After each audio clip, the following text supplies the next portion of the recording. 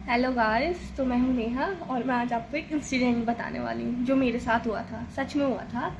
ये मेरा बिल्ला सोया है, इसको छोड़ो। ठीक है, तो मैं गई थी अपने गाँव लॉकडाउन पे। बहुत मतलब सब जगह बंद हो गया था, आपको पता ही है, कोरोना की वजह से लॉकडाउन हो गया था। तो मैं अपने गाँव चले गई। वहाँ मतलब ये था कि घूमो वगैरह कुछ भी करो। तो उस टाइम पे क्या था ना, एक तो मैं मोटी हो गई थी बहुत, अभी भी हूँ बट हो गई थी। तो मैं दौड़ने गई अपने चाचा के साथ। मेरे चाचा रोज़ सुबह मॉर्निंग वॉक पे जाते थे नदी के किनारे। तो मैंने कहा मैं भी जाऊँगी। एक तो मैंने इतने अच्छे से मतलब प्लानिंग की कि नेहा दौड़ने जा रही है, मैं दौड़ने जा रही थी, आलसी नंबर 1। तो मैं दौड़ने गई नदी के किनारे। तो वहाँ पता क्या होता था, नदी मतलब नदी इन द सेंस बहुत भयानक नदी नहीं, छोटी सी नदी थी। और उस पर ऐसे ऐसे पत्थर लगे थे, फटकन, हमें उसको क्रॉस करके जाना होता था, फटकन पे चल के जाना होता था क्योंकि ब्रिज बहुत दूर था तो इतना कौन ही जाता। तो हम उसको क्रॉस करके जाते थे।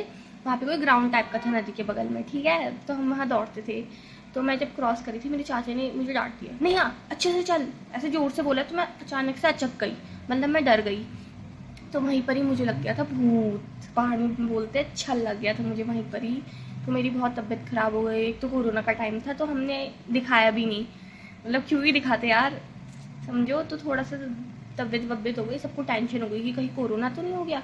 पर जैसे ही मुझे विभूति लगाने ले गए, गांव में तो सब रिश्तेदार होते, वो ताई जी वगैरह जो भी, जैसे ही मुझे विभूति लगाने ले गए, वो कहती कौन है तू, जल्दी बता क्या है, छोड़ इसको, ये है वो है। भाई मेरे फट के 4 हो गई। मैंने कहा मैं गई काम से, कहा बिच्छू लगाओ बिच्छू लगाओ, ये है वो है, पहाड़ी में बोल रहे थे।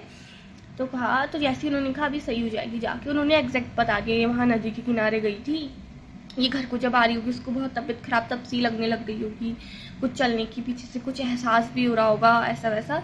तो जैसे ही उन्होंने विभूति लगाई, मेरी तबीयत एकदम सही, मतलब तो गाइस मेरी तबीयत बिल्कुल सही हो गई। तो तब से मैं बिलीव करती हूँ कि हाँ ये होता है। और मेरे साथ तो भूत वाले इतने इंसिडेंट हो रखे हैं ना, तब से तो भाई मुझे अकेले रहने में भी ऐसी डर लगती है ना, मैं क्या बताऊँ आप।